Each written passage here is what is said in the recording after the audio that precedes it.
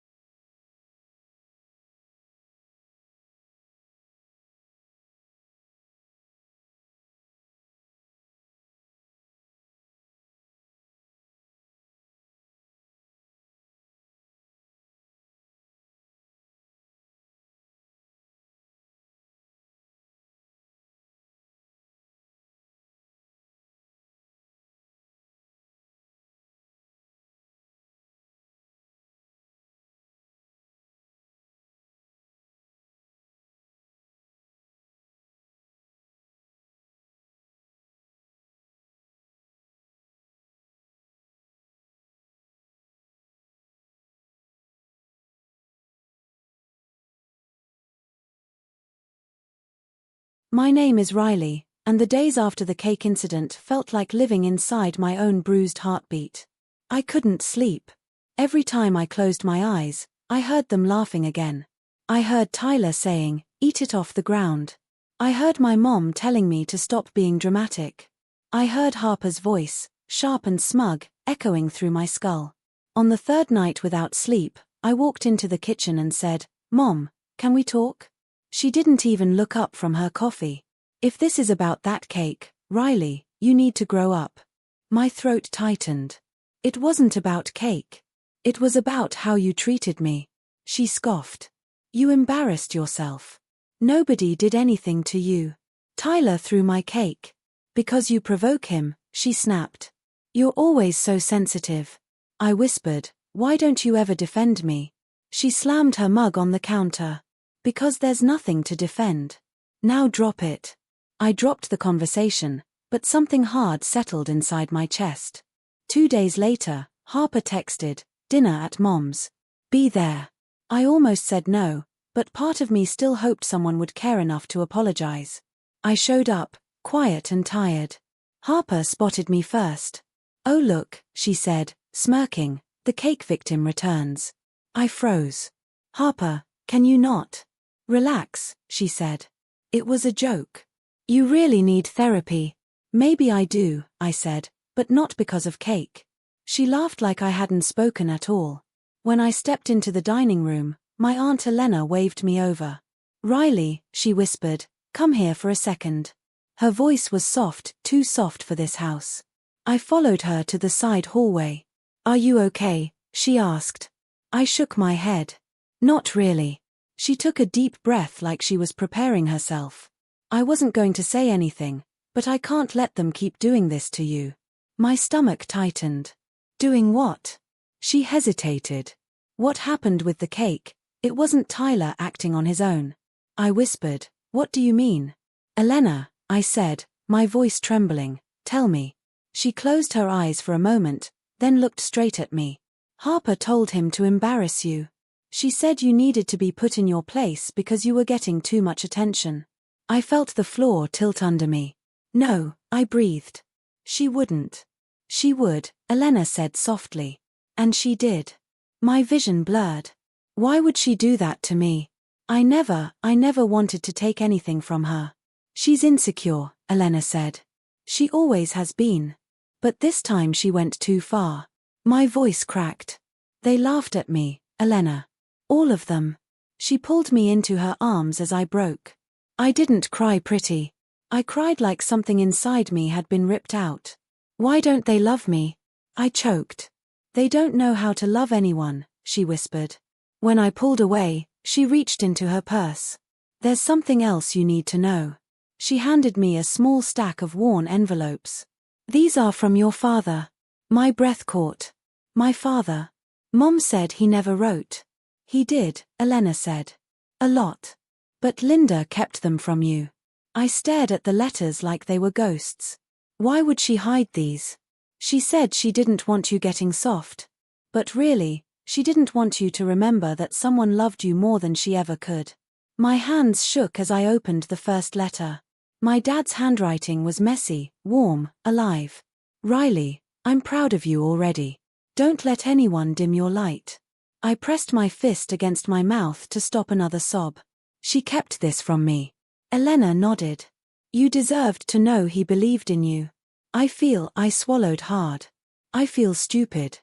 All these years I tried so hard to make them proud." "You're not stupid," she said. "You're kind. That's why they walk over you." Something burning moved up my spine. Not sadness. Not fear. Anger. A kind I'd never felt before. I whispered, "I'm done letting them break me." Elena squeezed my hand. "Good. It's time you finally fought back." And for the first time in my life, I believed I could.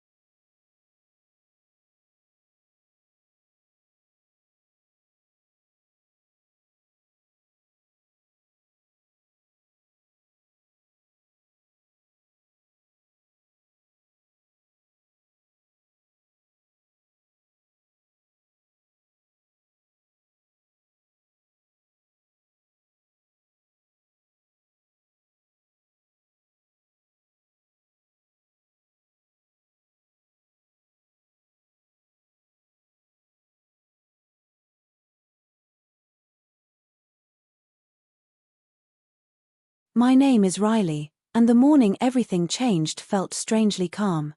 Too calm. I sat on my bed staring at the letters from my dad spread out beside me. His words, his love, felt like a hand pulling me out of a burning house. The more I thought about my graduation night, Harper's cruelty, Tyler's taunting, my mom's coldness, the more something inside me whispered, "Leave." I said it out loud. I can't stay here anymore. Hearing my own voice shook me. I grabbed a suitcase from the closet and started packing. Shirts, jeans, notebooks, every piece I threw into the bag felt like a decision. Their love is poison, I whispered. And I'm done swallowing it. Halfway through folding my last hoodie, someone pounded on my door. I froze. Riley. Harper's voice sliced through the wood. Open up. I know you're home. I swallowed hard, wiped my face, and opened the door a crack. What do you want? She pushed the door open and stepped inside like she owned the place. Wow, rude. Her eyes landed on the suitcase. What's this? Are you running away? I'm leaving, I said. There's a difference. She laughed. Leaving? For what? You have no life outside this family. I clenched my jaw. That's the problem. Harper rolled her eyes dramatically. Look, I came to fix things. Mom said you're still sulking about the cake. Honestly, Riley, you're embarrassing yourself. I'm not talking about the cake, I said. Oh, please. Don't start crying again. I'm not crying. And I wasn't. For the first time, my eyes burned without tears falling.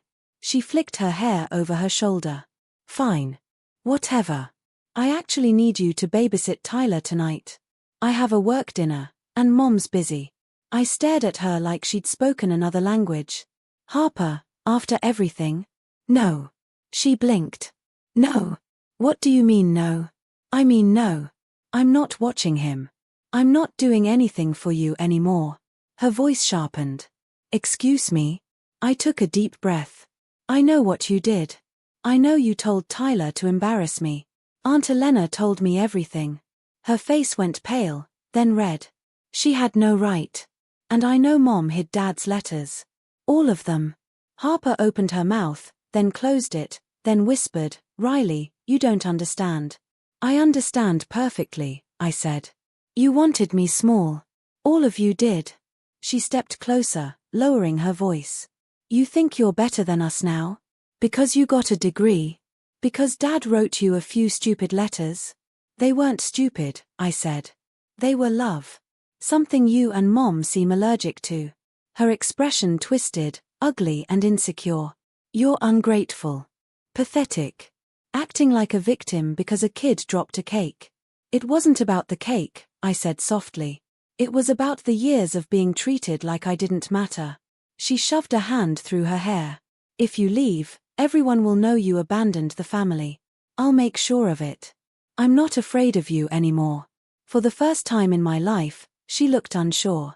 Her mouth opened like she wanted to snap back, but nothing came out.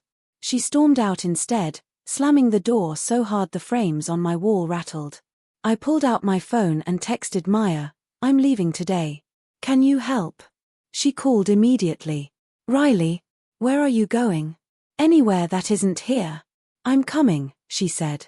And I'm bringing Liam. Within 20 minutes, Maya and her brother were carrying boxes down the stairs. You okay? Liam asked gently. I nodded. I will be. We loaded the last bag when a car screeched into the driveway. My mom burst out, hair wild, eyes furious. Riley, what are you doing? I'm leaving, I said calmly.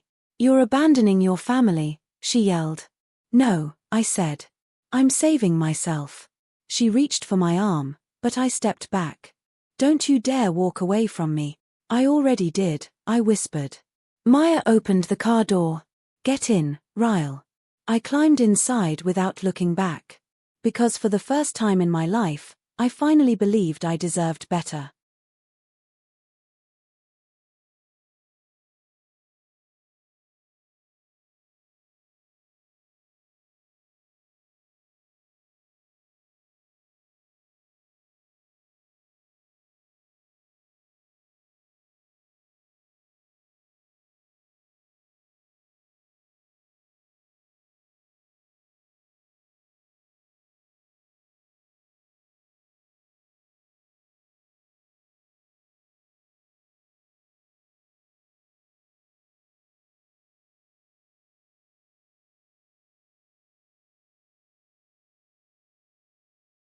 My name is Riley, and moving in with Maya felt like stepping into a different world, one where the walls didn't echo with insults, one where my breathing didn't feel like walking on glass. I slept on her couch at first, clutching my dad's letters like they were lifelines. Some nights I cried until my chest hurt. Some nights I screamed into a pillow because silence felt too heavy. But every morning, I woke up and tried again. Maya never pushed. She'd knock softly and ask, "Coffee?" And I'd answer, "Yeah, just give me a minute." Liam helped too. He'd say things like, "You don't owe them anything," and for once, I believed someone. Healing didn't come cleanly. It came in pieces, like the first night I laughed again, or the morning I realized I hadn't thought about Harper for hours. But the universe has a funny way of balancing things. Karma came quietly, and then all at once. It started with a message from my cousin Emma. She texted, "Did you hear about Harper? LOL." I replied, "No, what happened?" Emma sent back, "Her job wrote her up. She mocked you at a school event. A parent complained."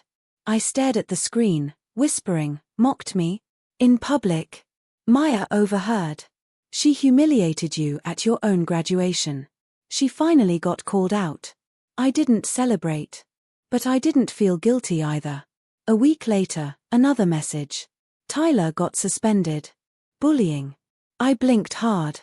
Suspended? Him? Liam shrugged. Kids learn from the adults they live with. Maybe that should have made me angry. But all I felt was distance, like I was watching a storm hit a house I'd already moved out of. Then Mom called. Not to apologize. Not to ask how I was. Just to blame me. "Riley," she said the second I picked up, "your sister is falling apart and it's because of you." "Because of me?" I repeated softly. "Yes. You left the family, and now everything is collapsing. Don't you feel ashamed?" I inhaled slowly. "Mom, Harper made her own choices." She snapped, "No, you did this. You broke us." I felt the old ache in my chest, years of wanting her love. But this time, I didn't fold. "I left because you hurt me," I said. "All of you did." "Oh stop," she barked. "You're overreacting." "No," I said calmly. "For the first time in my life, I'm reacting exactly right." Silence. Then she choked out, "You think you're better than us now?" "No," I said. "I'm just finally choosing me." Her voice shook, not with remorse, but rage. "If you hang up, don't bother coming back." "Okay," I whispered, and I ended the call. I didn't cry. I didn't shake. The world didn't end. I just stood there feeling free. Really free. Months passed, and I built a new life. I got a job I actually loved. I decorated my own room at Maya's place. I learned how quiet peace could be, how gentle mornings felt, how strong I was when I wasn't constantly bleeding. When my supervisor congratulated me and said, "We're celebrating your promotion Friday," I felt something flutter, something like pride. That Friday, I walked into a small room filled with people who actually liked me. Maya hugged me.